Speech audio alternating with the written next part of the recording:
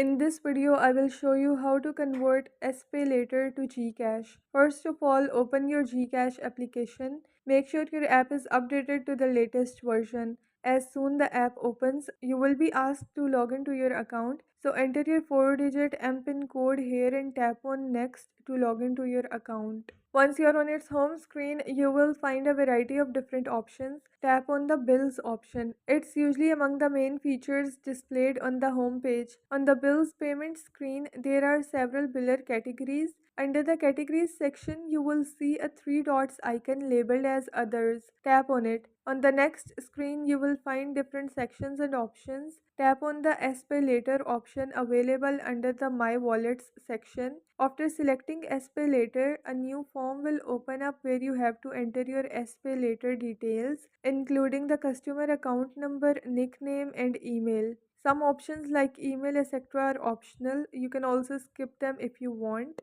Once you're all done, tap on the save option available at the bottom. The last step is to enter the amount you want to convert from your Spaylater balance to GCash.